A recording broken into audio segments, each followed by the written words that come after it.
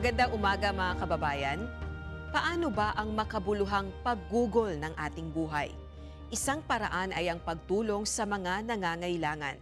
Kaya samahan niyo kami sa umagang ito para tunghayan ang mga kwento ng pag-abot at kawang-gawa sa kapwa. Ito ang MCGI Cares.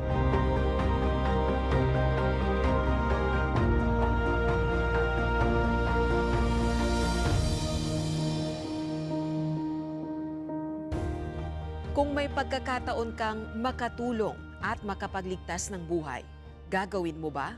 Hindi mo kailangan na maging doktor o first aid responder para makapagsalba ng buhay. Sa simpleng pagdodonate ng dugo, maaari ka nang makapagligtas ng buhay. Panoorin natin kung bakit mahalaga ang blood donation. Ang dugo ay hindi kayang gawin ng siyensya o ng anumang pananaliksik o imbensyon. Kahit sa butika, walang dugo na mabibili dahil ang dugo ay natatangi. Ang higit na nagbibigay ng iba yung halaga sa dugo ay ang layunin sa likod ng pagbibigay nito. Isang dakilang gawa dahil ang makapagbigay ng dugo ay pagbabahagi ng ating sariling buhay sa ating kapwa. Hindi lang isa, kundi 3 buhay ang maaaring madugtungan sa isang bag pa lamang ng dugo. Pinangunahan ni Kuya Daniel ang isinagawang mass bloodletting ng Members Church of God International noong nakaraang buwan. Papasalamat po sa mga kapatid dahil ako bago lang po akong anib sa iglesia. Maraming salamat po sa mga kapatid na nag-udyok sa akin na mag-donate ng dugo. At saka kay Kuya Daniel na siya po yung talagang nag-udyok sa atin lahat na kahit siya po ay nagdo-donate din ng dugo. Ang nag-udyok sa akin na makapag-donate ng dugo ay si Kuya mismo. Nasa kabila ng pagod niya, ng puyat, nandyan siya na para tumulong sa iba.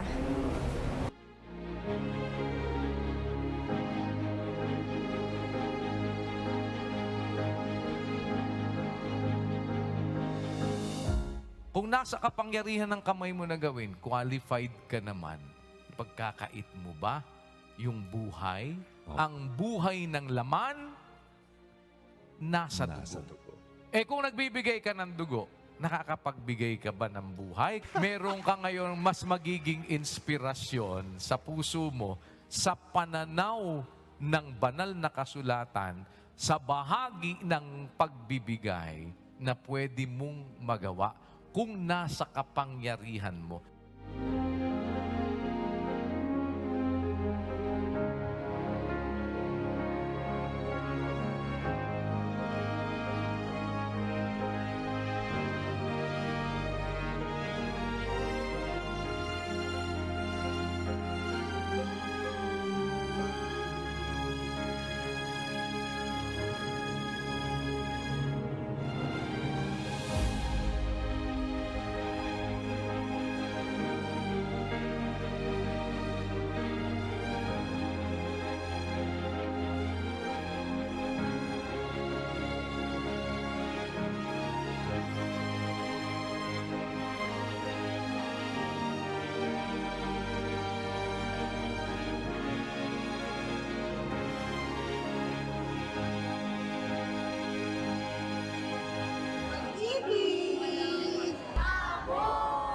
Kung ikaw ay blood donor, may malaking pakinabang ka sa iyong pagdodonate ng dugo. Sa blood screening, maaari mo nang malaman kung may iba ka pang sakit at magagawa mo itong agapan. Kapag nagdodonate ka ng dugo, lalong lumalakas ang muscle ng iyong puso. Nagbibigay rin ito ng pagkakataong ma-replenish ang mga lumang cells sa iyong katawan. At higit sa lahat, sa pagbibigay mo ng dugo, ay nakakagawa ka ng mabuti sa kapwa. Bagay na nagpapagaan ng kalooban at nagpapaginhawa ng kaisipan. Hindi ko siya talaga maipaliwanag kasi nung una hindi ko naman alam kung para saan tayo nag-donate ng dugo. Parang hindi ganun kalawak ang kaalaman ko. Pero sa awa tulong ng Diyos, may mga ganito palang gawain na pwede kang makatulong pa sa iba. Kaya sobrang saya ng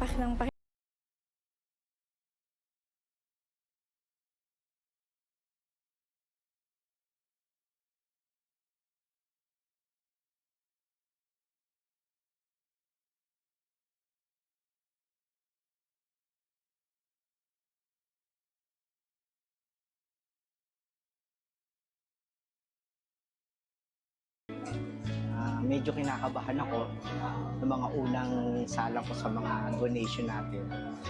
Pero napagsasanayan, at kapag pala napagsasanayan, lalo na kung alam mo yung dahil kung bakit tayo nagdo-donate ng dugo, napakagandang bagay, hindi na mahirap. At maluwag sa kalooban, masaya sa kalooban.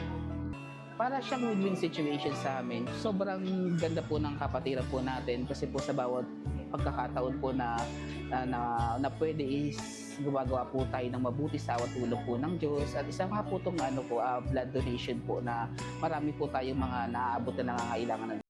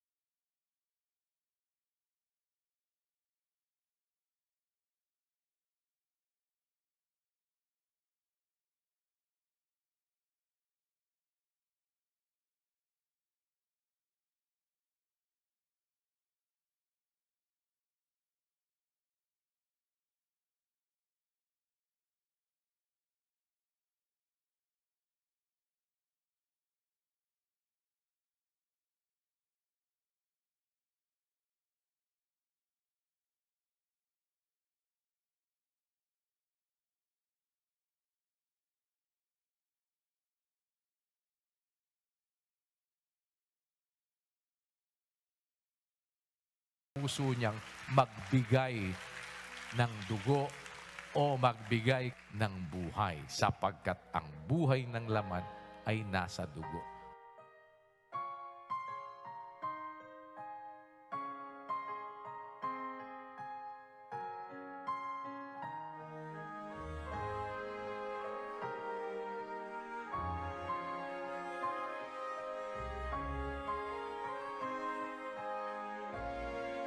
話と、同じになるんですけれども、やはり、こういった地域の、こういった、団体様のご協力、しかも、本当は営業をして我々の方から声かけたりですね、私もちょっと変わっておりますので、そこら辺が把握していないところもありますけれども、こうやってご協力してくださるということは、もう大変、感謝、もう本当に感謝しかないかなというふうに思っております。はい。the guys at MCGI, they have been consistent in donating and making sure that the blood bank is always fully supplied. We love and appreciate you, and we spread the love of God throughout. Thank you once again to your community. Blessings. Kadyang MCGI no very noble gid nga activity, very timely kasi no ang mga pasyente permigid ga kulangan kadugo. Sometimes amula ra ang rason nga hindi sanda kagwa sa hospital because they need blood, they don't have blood, no? So, life-saving dyan nga, nga endeavor. So, salamat gid kay ura kamo gakapoy. Kaginatawaan gid ninyo chimpo, tapos duro-duro kamo donors. So, very remarkable tana and admirable nga organizer. Thank you very much. That's the greatest thing that one can do. And if the church can do that, it's very grateful to us. We're very grateful for it. So thank you so much, and we should continue because it's a great thing that one can do in saving life. And for them to create a whole day dedicated to donating, specifically at NBC, we can't be more thankful. If only there was more groups and more churches, just like this one, to come and give blood in this desperate time of need. So thank you, members of Church of God, for coming in every quarterly, making it a whole day, spending all day with us, donating blood. Thank you. The need for blood is profound. The need for blood is constant. And we also, as an organization, say thank you to MCGI for coming on board to support the blood service. Bueno, al siervo Daniel Razor le damos las gracias por hacer este llamado que estamos haciendo en su comunidad para que llegue este mensaje a toda la comunidad y agradecerles de corazón que se acerquen a donar sangre al Hospital México. So with the member church, God International, I want to thank you all for coming out today. You came out in record numbers to donate, to give blood. We need more people like yourselves and myself to come out and donate blood. And with that being said, I want to say thank you. Sama-sama na nasain na maging kabahagi ng anumang mga paggawa ng kapatiran. Itong pag-donate naman po ng dugo, mga kapatid, ay para naman doon sa magpo-qualify kung kakayanin naman po natin maging instrumento rin na yung mga nangangailangan po ng dugo, maging hindi man ang ating mga kapatid sa pananampalataya, ay atin naman din pong magawan sila ng kabutihan sa pamamagitan po ng ating mga blood donations.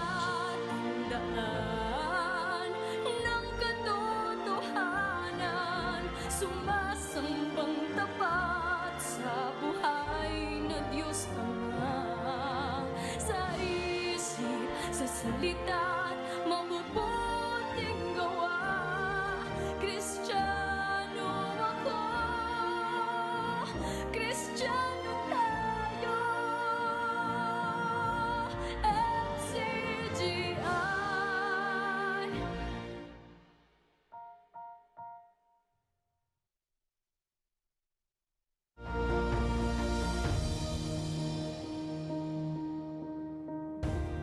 Para sa ating mga kababayan na malayo sa pamilya at sa sariling bayan, malaking bagay ang maramdaman na may nagmamalasakit sa kanila.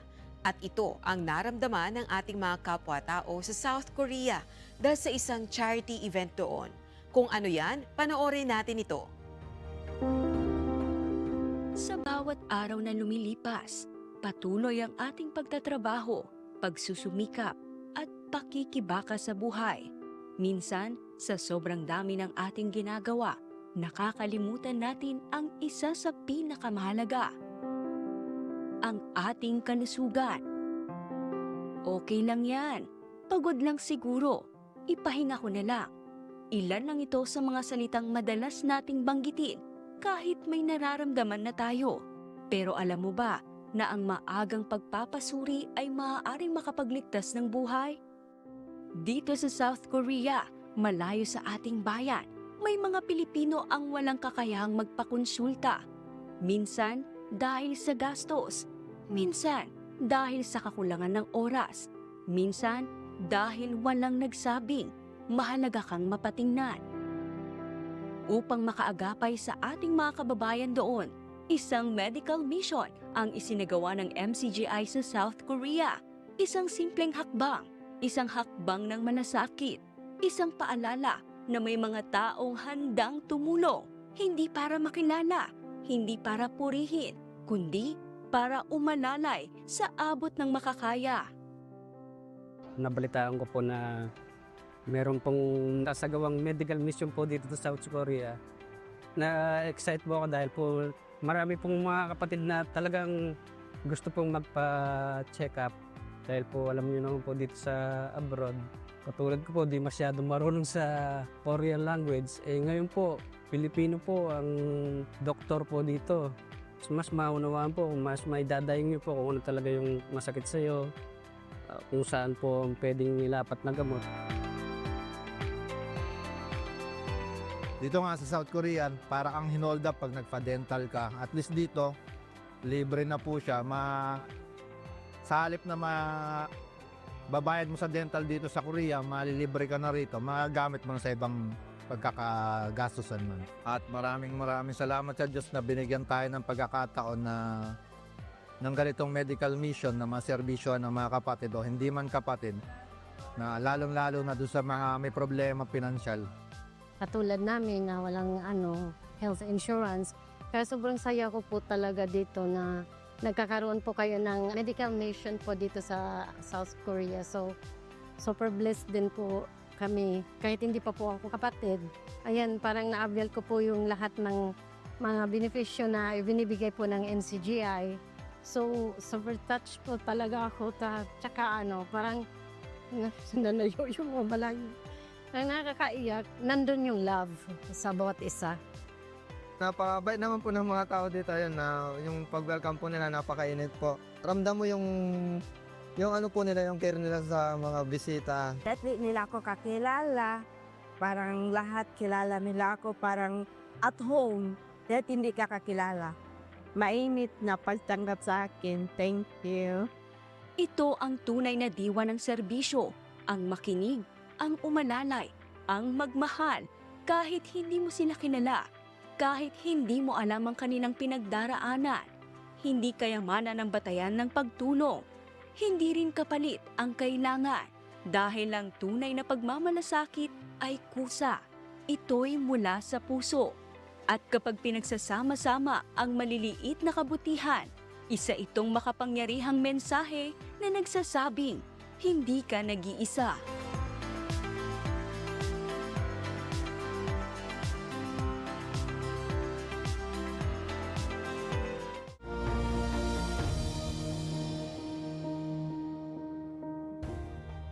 Hindi kailangang malaki ang kakayahan para makatulong. Minsan sapat na ang paglalaan ng oras, lakas at puso para sa iba. At ito ang ipinamalas ng ilang mga kabataan na piniling maglingkod at makibahagi sa paglilingkod sa kapwa. Narito ang kanilang kwento. Sa bawat araw na dumarating sa ating buhay, may kaakibat namang hamon at pakikipagsapalaran sa lansangan. Minsay nakakapagod at nakapanghihina ng puso. Ngunit patuloy na naghahangad na makapagpatuloy sa buhay.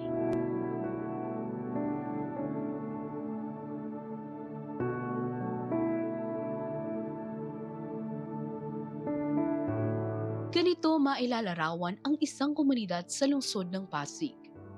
Kahit maliit ang lugar, hitik ito sa mga tahanan at walang tigil ang paggalaw ng buhay. Isang komunidad na tila laging nagmamadali, walang oras na sinasayang upang matugunan ang mga pangangailangan sa araw-araw.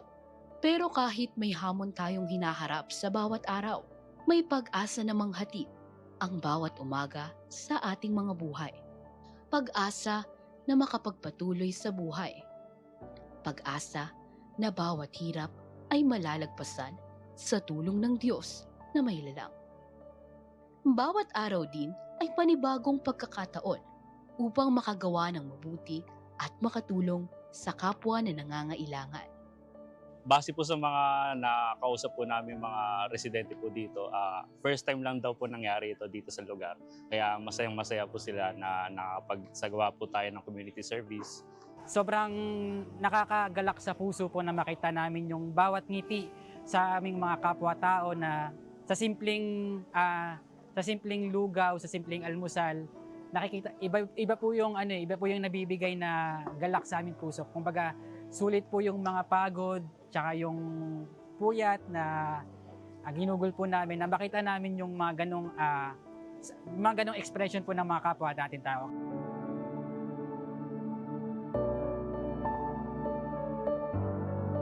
Sa bawat kamay na handang umabot at sa bawat pusong nagnanais na makapaglingkod, nabubuo ang diwa ng bayanihan. Ang pag-abot sa kapwa na walang hinahangad na kapalit at ang tanging nais ay ang makapagtawid ng pag-ibig. Thankful din po kami dahil pinayagan po kami ng barangay at ng TODA officers na makapag-conduct po ng libreng sakay sa tricycle. At bukod po doon, nakapagsagawa din po kami ng libreng almusal at libreng gupit. Nagpapasalamat kami sa Diyos dahil suporta din po na ipinakita ng atin pong mga barangay at mga TODA officers. Ganun din po sa participation po ng atin pong mga tricycle drivers. Especially po sa ating pong mga volunteers na mga kabataan po dito sa Pasig City na nagtulong-tulong na i-organize at masagawa yung ganitong community service. Ang ganitong mga pagkakataon ay nagsisilbing paalala sa atin na ang pagtulong at pagpapakita ng malasakit sa iba ay mahalaga dahil nagbibigay rin ito ng pag-asa at ginhawa sa kanila. Malaki siya. So in the sense of may libre siyang gupit, alam naman natin yung iba na kahit na medyo muring gupit, hindi rin masyado nakaka-afford. At the same time, may palibreng lugaw pa. Biro mo, habang gugupitan, may palugaw pa. And parang nakita ko, meron din tayong libreng sakay, which is talagang kahit na sandaling lugar o makakatulong din para sa ating mga kasama dito sa komunidad. Masaya din po sa kalooban kasi marami pong mga kabataan na tumutugon sa mga gantong gawain na especially dahil ito ay panukala po ni Kuya Daniel. Paglingkod po natin yung lakas natin mga kabataan, hindi lang po sa iglesia, kundi lalo-lalo po sa mga kasamahan po natin sa community po. Napakasaya po dahil po bilang kabataan, nababahagi din po namin yung lakas namin na makapaglingkod po kahit sa ganitong paraan.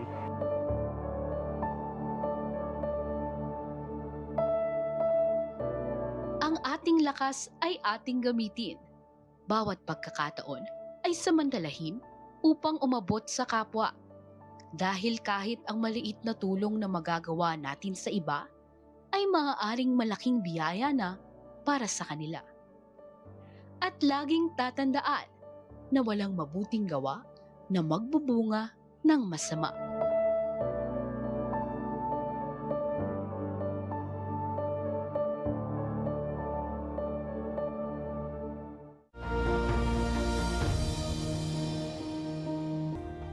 Salamat sa Diyos sa bawat mabuting pagkakataon na makatulong sa kapwa. At salamat din sa pagsama nyo sa amin sa umagang ito para tunghayan ang mga kwento ng paglingap at pagmamalasakit. Pansamantala, dito po muna nagtatapos ang ating programa. Kung loloobin ng Diyos, muli tayong makikita-kita sa susunod na linggo para sa iba pang mga kwento ng pag-asa, pananampalataya at pag-ibig. Sa awa at tulong ng Diyos ay magpapatuloy ang pag-abot ng MCGI sa mga nangangailangan dahil MCGI cares. The legacy continues. Works of faith, hope, and love for the glory of God. Salamat po sa Diyos.